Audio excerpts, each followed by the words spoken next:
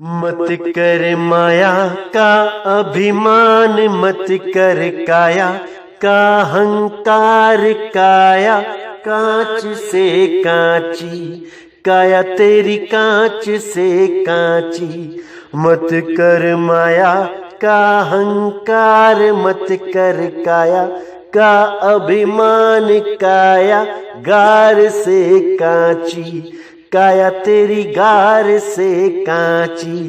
काया गार से कांची रे, जैसे ओसरा मोती। झोंका पवन का लग जाए, झपका पवन का लग जाए। काया धूल हो जासी, काया तेरी धूल हो जासी। काया धूल हो जासी रे, जैसे ओसरा मोती। नमस्कार मेरे प्यारे भाइयों, मेरे परमात्मा के प्यारे जीव हंसों। मैं परमपिता परमात्मा से यही अरदास करता हूं कि आप सब मेरे भाइयों का विवेक पहले से ज्यादा और ज्यादा और ज्यादा से ज्यादा बढ़ता ही जाए, और ऐसी कोई दुविधा ना रहे जो मेरे भाइयों के मन में 1% भी भ्रम पैदा कर पाए। हर चीज ऐसी क्लियर होती चली जाए कि सारे भ्रम भूत आपके दिमाग से बाहर निकल जाए। हर चीज क्रिस्टल क्लियर होती चली जाए, सत्य का मार्ग साफ दिखाई देने लग जाए। मैं बस यही अरदास करता हूं बंदी छोड़ से। तो मेरे भाइयों, बहुत बहुत बहुत ज्यादा खुशी होती है जब आप लोगों के फोन आते हैं और आप बताते हो कि अब सारे भ्रम दूर हो चुके हैं, परमपिता परमात्मा को पाने का रास्ता बिल्कुल क्लियर दिखाई दे रहा है। मैं बहुत खुश होता हूं, कोई सीमा नहीं रहती। तब जाके लगता है कि मेरा ये सत्संग करना सफल हो गया है, क्योंकि नितिन दास यहां पर केवल सत्य बताने आया है, केवल मूल ज्ञान समझाने आया है। और भी बहुत से गुरु हैं यहाँ पे जो बहुत सा ज्ञान समझा रहे हैं, लेकिन वो लो लेवल ज्ञान है, वो दुनियावी ज्ञान है, वो पवित्र ज्ञान है। उससे मुक्ति नहीं हो सकती। मुक्ति प्राप्त करने का ज्ञान केवल और केवल मूल ज्ञान है। अगर मूल ज्ञान को छोड़ के आपने कोई भी 52 अक्षरी ज्ञान समझ भी लिया, याद भी कर लिया, सब कुछ कर लिया, फिर भी आप मुक्त नहीं हो सकते। हजारों दोहे याद कर लिए कबीर साहब के, गुरु ग्रंथ साहब से हजारों वाणियां याद करके बैठ गए, फिर भी आपकी मुक्ति नहीं हो सकती।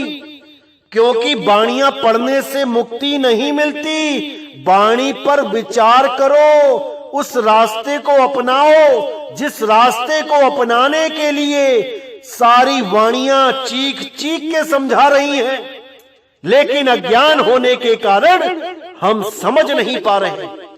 इसीलिए जीवन में गुरु का बहुत बड़ा रोल होता है, क्योंकि गुरु उन भेदों को खोल देता है जिन भेदों को युगों युगों से ये इंसान समझने की कोशिश कर रहा है, लेकिन समझ नहीं पा रहा, क्योंकि उसकी विवेक शक्ति वहां तक नहीं पहुंच पा रही है जहां तक उसे पहुंचना है। इसीलिए उसे एक देहधारी गुरु की जरूरत पड़ती है। वो देहधारी गुरु ही उस विदेह गुरु का भेद बताता है, उस परमपिता परमात्मा का भेद बताता है।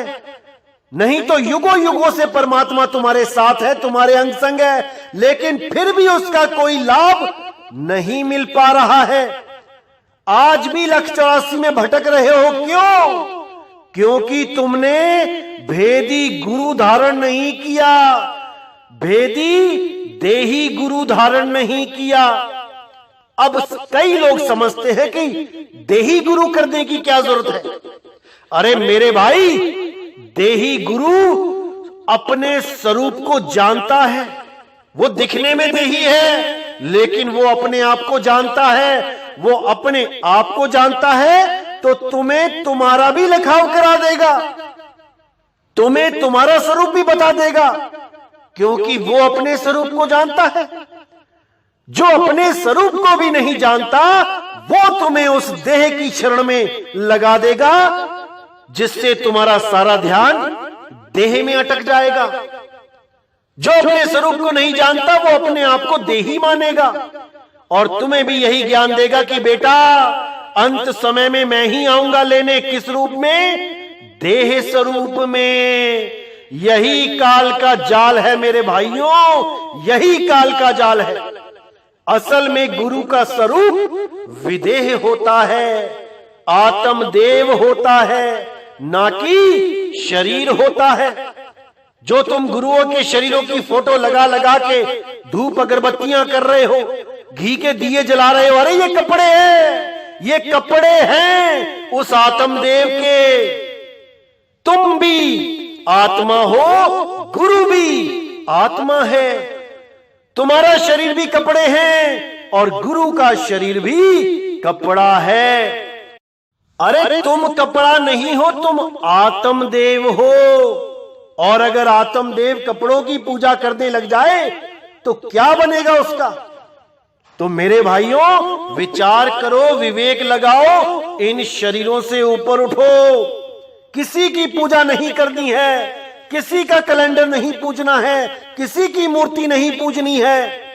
अगर पूजना है तो जीवित गुरु को पूजो। जो जीवित गुरु तुम्हें ज्ञान समझा रहा है, जो तुम्हें इस खाई से बाहर निकालने के लिए रस्सी खींच रहा है, उसकी पूजा करो। वो तुम्हें ऐसे वरदान देगा कि तुम्हारा जन्म मरण खत्म हो जाएगा। और वरदान में क्या देगा? दाना सिरदान, नामदान। यही नामदान ही सबसे बड़ा वरदान होता है। बहुत से लोगों ने भक्तियां करी, राक्षसों ने भक्तियां करी और क्या मांगा? 3 लोक का राज मांगा। मन की इच्छाएं पूरी करने के लिए वरदान मांगे। अरे कोई मुक्ति मांगो, कोई परमात्मा से परमात्मा को मांगो, तब जानो कि जन्म सफल होगा। भगवान की भक्ति हमने दुनियावी चीजों के लिए नहीं करनी है। ऐसा नहीं है कि परमात्मा कुछ दे नहीं सकता दुनियावी चीजें। अरे वो सब कुछ दे सकता है, सब कुछ। लेकिन उसको पता है कि तुम्हें क्या चीज देना सही है और क्या चीज देना खतरनाक है। एक छोटा सा बच्चा परमात्मा से कार मांगता है तो क्या परमात्मा उसे दे नहीं सकता? लेकिन नहीं दे रहा है। क्यों? क्योंकि उसे पता है ये बच्चा अगर अभी कार चलाएगा तो इसका एक्सीडेंट हो जाएगा और ये काल के मुंह में पहुंच जाएगा। इसलिए वो इसको नहीं दे रहा है और वो सोच रहा है परमात्मा मेरी सुनता नहीं। अरे वो सब सुनता है। जो लोग रिद्धियां सिद्धियां प्राप्त करने के लिए भक्ति करते हैं उनको वो भी देता है, और जो परमात्मा से परमात्मा को मांगने के लिए भक्ति करते हैं वो भी उसको मिल जाता है। जो जो मांगो ठाकुर अपने से, सोई सोई देवे। ऐसा नहीं है कि वो कुछ दे नहीं सकता। जो लोग रिद्धियां सिद्धियों के लिए भक्ति करते हैं वो आज देखो रिद्धियां सिद्धियां दिखा के कहां फंसे पड़े हैं। वो सारी कमाई रिद्धि सिद्धि में ही नष्ट करके खाली हाथ चले जाते हैं। और जो परमात्मा से परमात्मा को मांगने के लिए भक्ति करते हैं तो परमात्मा उनको कोई रिद्धि सिद्धि नहीं देता। परमात्मा उनको केवल और केवल मुक्ति प्रदान करता है। सार शब्द में एक ही सिद्धि, मुक्ति करे तहां सेवा, और सार शब्द का खेल निराला, जाने गुरुमुख बेवा। वो सार शब्द मुक्ति का दाता है, उसको किसी दुनियावी चीज के लिए इस्तेमाल नहीं करना चाहिए। और अगर कोई दुनियावी चीज की लालसा के लिए सार शब्द का सिमरन करता है तो उसको मुक्ति कभी नहीं मिल सकती। उसको वापस आना ही पड़ेगा, कोई उसको रोक नहीं सकता। इसलिए परमात्मा से केवल परमात्मा को मांगना है, इसके अलावा कुछ नहीं डिमांड करनी। तभी आप शहंशाह बन पाओगे, तभी आप परमात्म तत्व में लीन हो पाओगे। इसीलिए बोला, चाह गई चिंता मिटी मनवा बेपरवाह, जिसको कुछ नहीं चाहिए वही शहंशाह, वही शहंशाह है भाई। वही उस पीव अवस्था को प्राप्त करेगा जिसे कुछ नहीं चाहिए, क्योंकि देने वाला बिना मांगे देगा। अरे बिन बोलिया सब किछ जानदा, किस आगे कीजे अरदास। आज बड़ी बड़ी अरदासें लगाई जाती हैं, 11,000 की अरदास, 21,000 की अरदास, 51,000 की अरदास, लाख रुपए की अरदास। अरे किसको सुनाना चाहते हो? जो बिना बोले सब कुछ जानता है, उसको बताना चाहते हो कि तुम्हें क्या चाहिए? किस अज्ञानता में जी रहे हो मेरे भाई, किस अज्ञानता में जी रहे हो? अरे चींटी के पग नेवर बाजे तो भी साहिब सुनता है। वो चींटी के पैर में उस एक घुंघरू के बजने पर भी सुन लेता है। उसको तुम बोल बोल के समझाना चाहते हो कि तुम्हें क्या चाहिए। इस अज्ञान से बाहर आ जाओ मेरे भाइयों, बाहर आ जाओ और केवल नाम का सिमरन करो। अरे कलयुग में एक नाम आधारा, सिमर सिमर नर उतरो पारा। केवल नाम की बात करो भाई, केवल नाम का सिमरन करो, बाकी सब कुछ मालिक के हाथ में छोड़ दो। वो अपने आप संभालेगा तुम्हें। वो सब कुछ जानता है कि तुम्हारे लिए क्या अच्छा है और क्या बुरा। उसको समझाने की कोशिश मत करो, केवल उसके भाने में रहना सीख लो। तेरा भाना मीठा लागे, इस अवस्था में जियो और देखो फिर जीवन का क्या आनंद आता है। ये सारी लोभ तृष्णा इसको छोड़ो, कर्म करो, अपने आप वो सब देगा जो तुम्हें चाहिए। अपनी डिमांड ऊंची से ऊंची रखोगे तो हमेशा दुखी रहोगे। भले 50 लाख की गाड़ी में, 1 करोड़ की गाड़ी में घूम रहे हो, लेकिन खा वही रहे हो जो जमीन से उग रहा है। भले बड़े हवाई जहाजों में घूम रहे हो, हेलीकॉप्टरों में घूम रहे हो, लेकिन खा वही रहे हो जो जमीन से उगता है। इसीलिए मेरे भाई, जमीन पे रहना सीख लो, सदा सदा आनंद में रहोगे, आनंद में रहोगे। तो मेरे भाइयों, आज जो हम सत्संग करने जा रहे हैं बहुत इंपॉर्टेंट सत्संग है। इस वाणी को आपने अच्छी तरह समझना है ताकि सारे भ्रम दूर हो जाएं और आपको एक सत्य मार्ग दिखाई देने लग जाए, जिस पे चल के आप सदा सदा के लिए मुक्त हो जाओ। तो क्या कहती है वाणी? अलख नाम घट भीतर देखो, हृदय माही करो विवेको। घट घट राम बसे है भाई, बिन रसना नहीं देत दिखाई। अनुभव ज्ञान प्रगट जब होई, आत्म राम चीन है सोई। आत्म राम चीन जब पावा, सकल पसारा मेट बहावा। यानी वो अलख राम जिसको कोई लख नहीं सकता बिना भेदी गुरु के, वो घट घट में विराजमान है। कौन से घट में? आत्म घट में। उसको देह घट में मत ढूंढने लग जाना, जीवन बर्बाद हो जाएगा। फिर कहते हैं हृदय माही करो विवेको। उसको आत्म दृष्टि से चीनो, सूरत के द्वारा चीन्हो, वो इन आंखों से नहीं दिखने वाला। घट घट राम बसे है भाई, बिना ज्ञान नहीं देत दिखाई। घट घट में रमता राम बसा हुआ है, लेकिन बिना ज्ञान चक्षु के वो दिखाई नहीं दे सकता, क्योंकि राम कोई एक नहीं है कि एक राम को चीनना है। अरे भाई, 4 राम है, 4 राम। और वो चारों राम आपको कैसे पता लगे कि कौन सा राम किस स्वरूप का है? जब तक ये नहीं पता लगे तो आप चौथे को कैसे चीन पाओगे? जब आपको तीन राम का ही नहीं पता कि वो तीन राम का स्वरूप कैसा है, तो चौथे राम को कैसे चीन पाओगे? कहने को तो सारे ही गुरु ये दोहा बोल देते हैं कि एक राम दशरथ का बेटा, एक राम घट घट में बैठा, एक राम का सगल पसारा, एक राम तीनों से न्यारा। बोलने को तो सारे ही संत अपनी अपनी वाणियों में ये बोल देते हैं कि चार राम है, अपने ग्रंथों में छाप भी देते हैं। अरे इनसे पूछो भी तो सही, इन चारों राम का स्वरूप क्या है? कैसे पता लगेगा कि मैं किस राम की पूजा कर रहा हूं? उन चारों रामों को अलग से जाना है कभी क्या? कि पहले राम का स्वरूप क्या है, दूसरे राम का स्वरूप क्या है?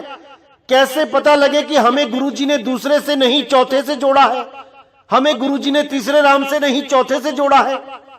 केवल बातों से ही थोड़ी नहीं पता लग जाएगा, उसको प्रत्यक्ष अनुभव करवाए तब समझ में आए कि वो चार राम क्या हैं। जब तक हमें चार राम का भेद ही नहीं पता है, हम चौथे राम तक पहुंचेंगे कैसे? कुछ संत तो मैंने ऐसे भी देखे जो कहते हैं नहीं नहीं, चार राम नहीं है, वो एक ही राम है।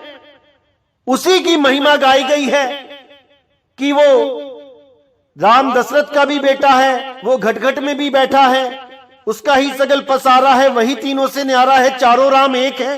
अरे नहीं भाई, वो चारों राम अलग हैं, चौथा राम तीनों से न्यारा।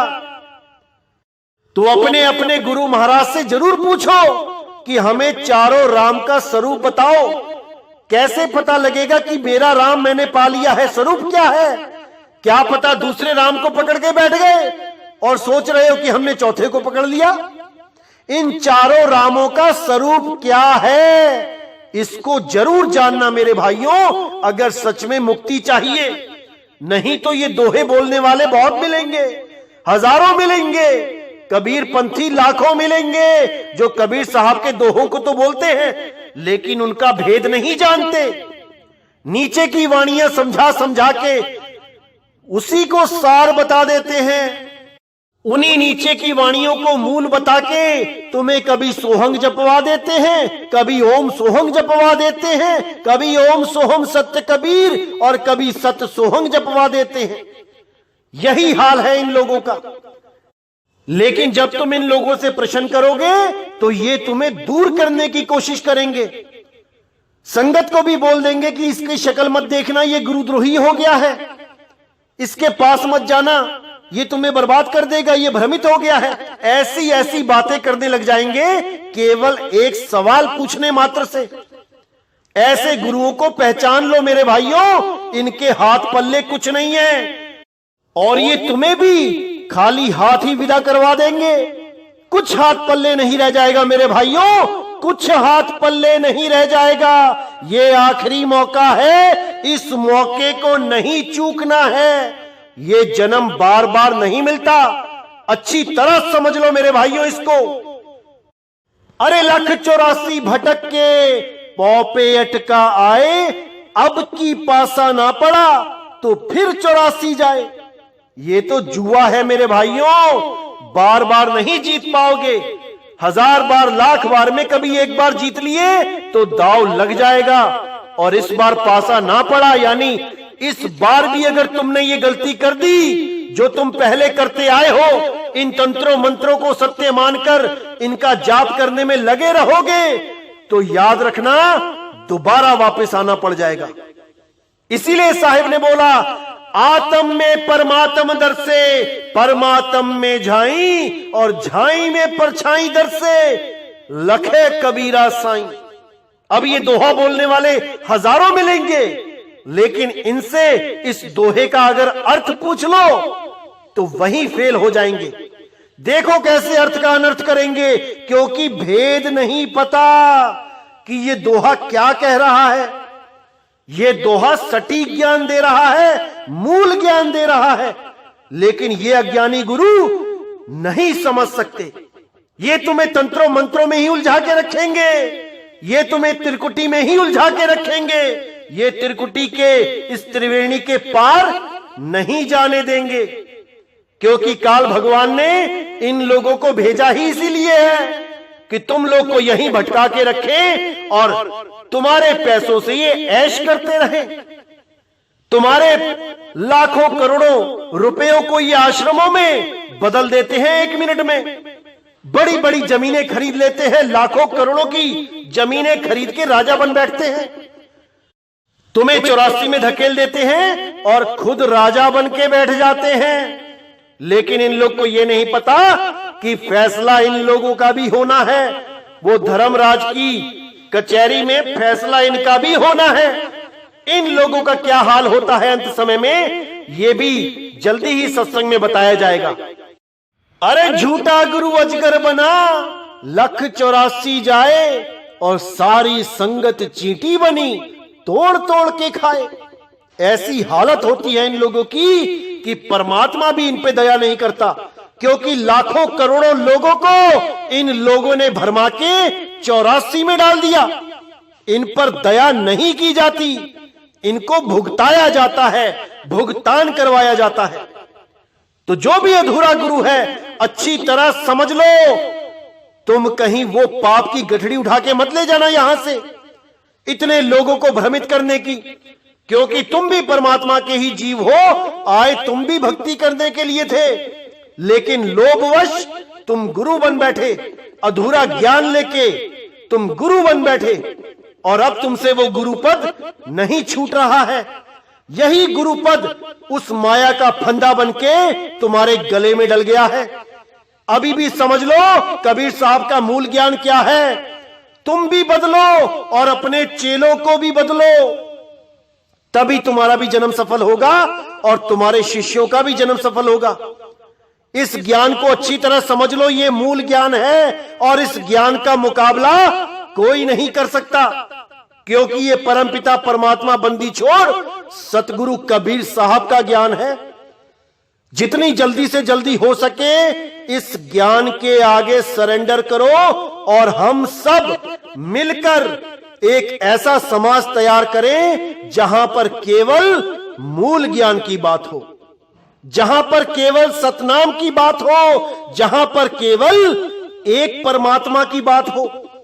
इन भेदभावों को खत्म कर दो, इन जात पात को खत्म कर दो, इन सारे वाद विवादों को खत्म कर दो और एक प्यारे से समाज का निर्माण करो, एक सभ्य समाज का निर्माण करो, एक महान समाज का निर्माण करो। तभी मेरे भाइयों इस कलयुग में जीने का फायदा होगा। नहीं तो इस कलयुग में ऐसे ही पाप बढ़ते जाएंगे। लोग 52 अक्षरों के नाम पे, जात पात के नाम पे, धर्मों के नाम पे मरते जाएंगे, एक दूसरे को काटते जाएंगे, कुछ हाथ पल्ले नहीं रह जाएगा। ये सारी जात पात, ये सारे धर्म केवल 52 अक्षरों पे टिके हुए हैं। तुम 52 अक्षरों को खत्म कर दो। अब बताओ कि तुम्हारी क्या जात है, तुम्हारा क्या नाम है, तुम्हारे देश का क्या नाम है। सब खत्म हो जाता है 52 अक्षरों पे। इसीलिए मेरे भाई 52 अक्षरों से निकलो और उस आदि अक्षर का, उस आदि नाम का गुणगान करो, परमात्मा के नाम के साथ जुड़ो। वही सत्य नाम है, बाकी सब असत्य नाम है, झूठे नाम है, कृत्रिम नाम है। कृत्रिम नाम कथे तेरे जिहिबा, सत्य नाम तेरा परापुर बला। क्या है वो सत्य नाम? उस सत्य नाम को जानो, वो घट घट में रमा हुआ है। कौन से घट में? आत्म घट में। आत्म में राम, राम में आत्म। समझ जाओ मेरे भाइयों, इसको समझ जाओ।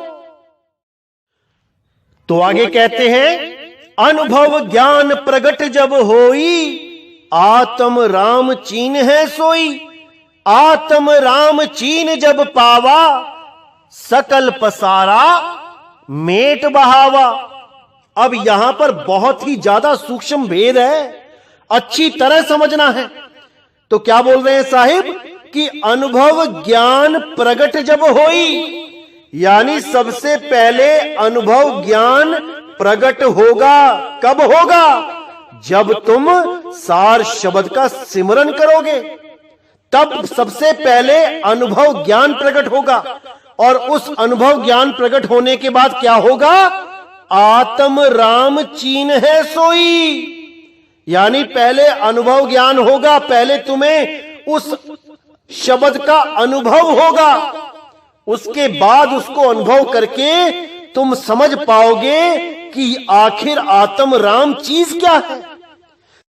क्योंकि बिना अनुभव करे अगर कोई ये बात बोलता है कि मुझे पता है सार शब्द कैसा होता है, यानी कि एक आवाज निकाल देगा मुंह से आ,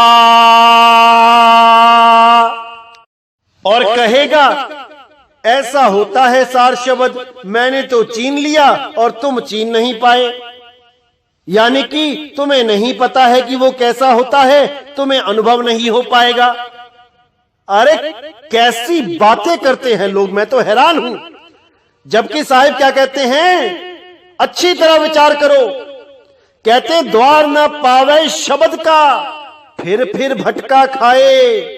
पहले शब्द के द्वार को चीनो, उस पर विचार करो कि यही दरवाजा है कि नहीं।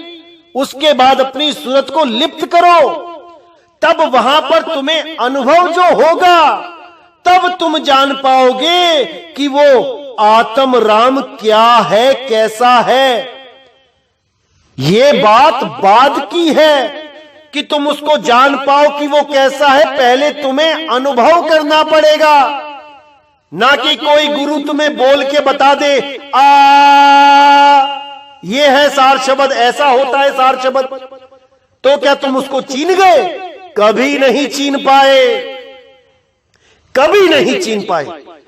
क्योंकि पहले तुम्हें अनुभव स्वयं का चाहिए, तुम्हें खुद पता होना चाहिए कि वो सार शब्द कैसा है। और वो कान से सुन के पता नहीं लगेगा, वो सूरत के द्वारा पता लगेगा। जब तुम सार शब्द में आठों पहर अपनी सूरत को रमाओगे, जहां पे सार शब्द का लखाव किया गया है वहां पे सूरत को टिकाओगे, तब जाके तुम्हें अनुभूति होगी। और वो अनुभूति होने के बाद तुम चीन पाओगे कि आत्म राम का स्वरूप क्या है।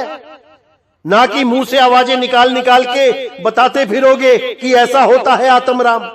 ये संकेत मात्र है मेरे भाई, और वो भी संकेत केवल वही लोग पकड़ सकते हैं जिनके कान सही हैं, जिनके कान के पर्दे ठीक नहीं हैं। जो बहरे हैं वो इस संकेत को भी नहीं पकड़ पाएंगे।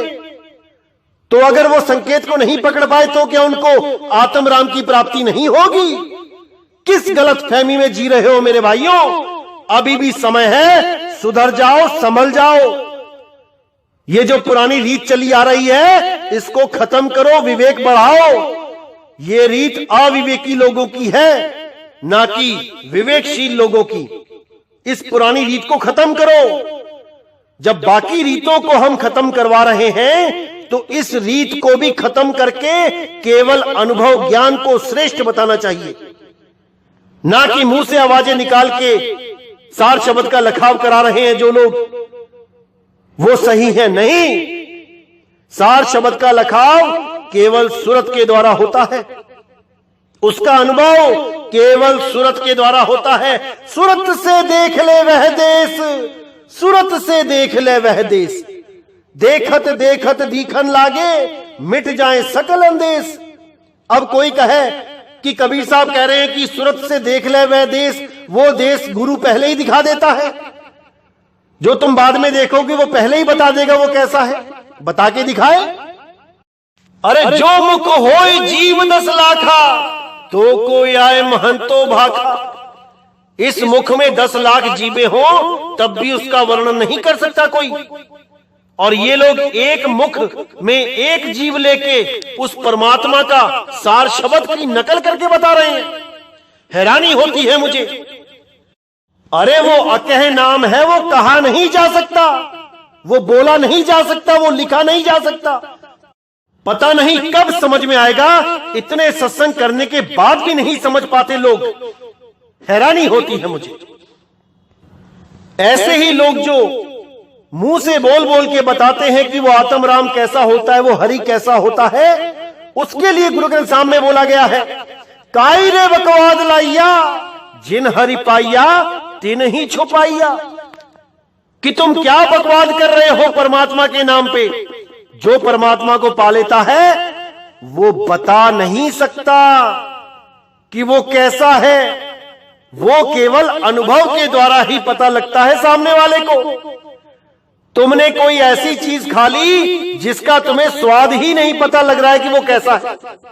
जैसे कई प्रकार के स्वाद होते हैं, मीठा, खट्टा, चटपटा, किरकिरा, बकबका।